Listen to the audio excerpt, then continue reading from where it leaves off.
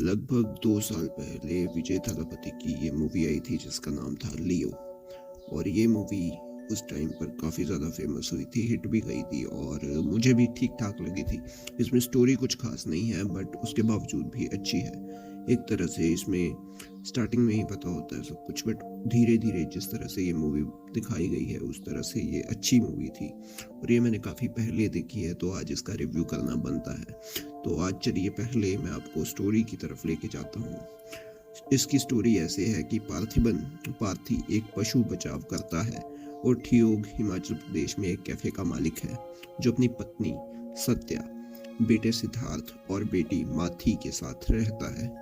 एक दिन पार्थी का दोस्त जोशी एंड्रयूज एक वन रेंजर शहरवासियों को धमकी दे रहे एक चित्तीदार लक्कड़ बग्घे को वश में करने में मदद करने के लिए पार्थी को बुलाता है। सिद्धू की मदद से पार्थी लक्कड़ बग्घे को शांत करने में कामयाब हो जाता है और वह जानबूझकर इस घटना पर लोगों का ध्यान आकर्षित करने से बचता है और लक्कड़ बग्घे को शांत होने के बाद उसे अपना लेता है। एक रात पार्थी और चिंटू कैफे में थे, तभी शनमुगम नाम का एक डाकू और उसके आदमी उसे लूटने पहुंचते हैं। पार्थी उन्हें पैसे देकर खुश करने की कोशिश करता है लेकिन गिरोह का एक सदस्य अपने कर्मचारी श्रुति पर चाल चलता है। गुस्से में पार्थी ने उस सबकी पिटाई कर दी और जब उनमें से एक चिंटू को मारने का प्रयास करता है तो पार्थी बिना किसी हिचकिचाहट के उन सभी को गोली मार देता है लेकिन बाद में भावनात्मक रूप से टूट जाता है। शुरू में गिरफ्तार किए जाने के बाद पार्थी को आत्मरक्षा में हत्याएं करने के आरोप में रिहा कर दिया गया लेकिन उसकी तस्वीर जो है वो पूरे भारत की अखबारों में छप गई। ऐसी ही एक छवि तेलंगाना के कुख्यात गैंगस्टर हेरोल्ड दास की दिखाई देती है जो अपने बड़े भाई एंटनी दास को उसके बारे में सूचित करता है।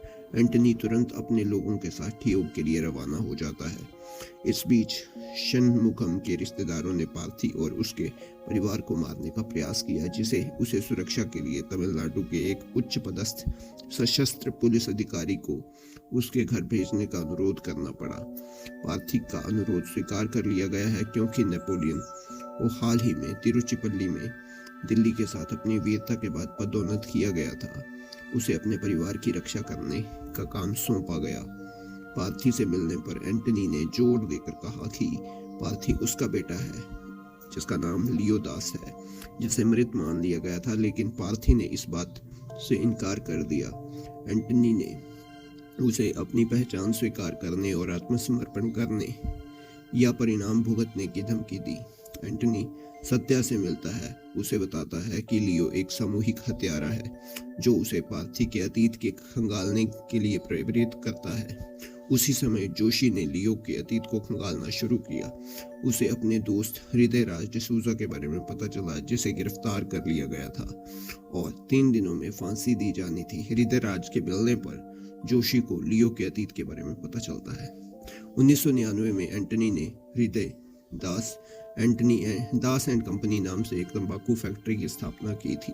हेरोल्ड कनाडा से भारत लौट आए और धतूरे का निर्माण और तस्करी शुरू कर दी जो कोकेन से भी अधिक घातक दवा थी। उन्होंने फैक्ट्री को एक मोर्चे के रूप में इस्तेमाल किया क्योंकि उनके तंबाकू उत्पाद ऐसा नहीं करते थे।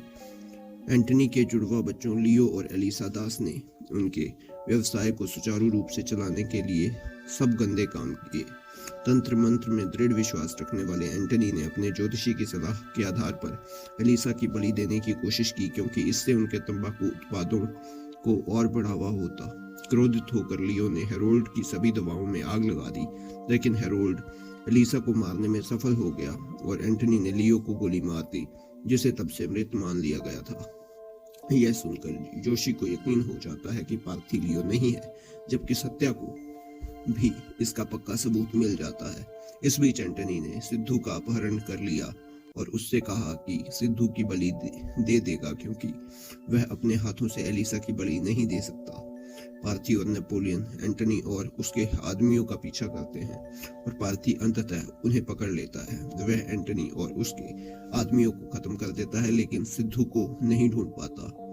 हेरोल्ड को एंटनी की मौत के बारे में पता चलता है और वह पार्थी को सिद्धू के बदले एंटनी का शव लाने के लिए कहता है। जैसे ही पार्थी हेरोल्ड की मांद में जाता है। हेरोल्ड बताता है कि उसने सत्या और चिंटू को मारने के लिए आदमी भेजे हैं। हालांकि नेपोलियन, जोशी और लकड़बग्घे ने सभी पुरुषों को खत्म कर दिया। हेरोल्ड के आदमी पार्थी पर उसकी मांद में हमला करते हैं, लेकिन उन्हें रोकने में सफल हो जाता है। जैसे ही हेरोल्ड और पार्थी के बीच लड़ाई होती है, पार्थी एक बंदूक पकड़ लेता है और हेरोल्ड को बंदूक की नोक पर पकड़ लेता है। इस बिंदु पर हेरोल्ड स्वीकार करता है कि पार्थी लियो नहीं है और कहता है कि वह और उसका परिवार स्वतंत्र रूप से घूम सकते हैं। हालांकि पार्थी अब हंसने लगता है और अंततः स्वीकार करता है कि हेरोल्ड की गोली मारने से पहले ही वह उसे बताता है कि वह लियो है। सिद्धू को बचाता है और पूरे दास एंड कंपनी कारखाने को आग लगा देता है। लियो का कहना है कि उसने अपने अतीत में कुछ भी अच्छा नहीं किया और जो कोई भी उसकी कहानी जानने पर जोर देता है उसे या तो मरना पड़ेगा या पहले ही मर चुका होगा। इस प्रकार यह खुलासा होता है कि उसने एंटनी को मारने से पहले अपनी पहचान की सच्चाई उसे पहले ही बता दी थी। अंत में जैसे ही पार्थी के जीवन में शांति लौटती है तो उसे एक फोन आता है। कॉल करने वाले ने खुलासा किया कि वह जानता है कि पार्थी लियो है और उसे बताता है कि केवल उसके परिवार की धतूरा फैक्ट्री को नष्ट करना समाज को नशा मुक्त बनाने के लिए पर्याप्त नहीं था, क्योंकि पूरे भारत में ड्रग्स बड़े पैमाने पर है। कॉल करने वाला यह भी कहता है कि वह जानता है पार्थी उसकी पहचानता है, क्योंकि पार्थी गुस्से में आह भरता है। तो ये जो थी ये इस मूवी की स्टोरी थी और अच्छी मूवी है, आप देख सकते हैं। ये था मेरा रिव्यू। मैं मिलता हूँ आपको किसी और वीडियो में किसी और रिव्यू के साथ। तब तक के लिए बाय।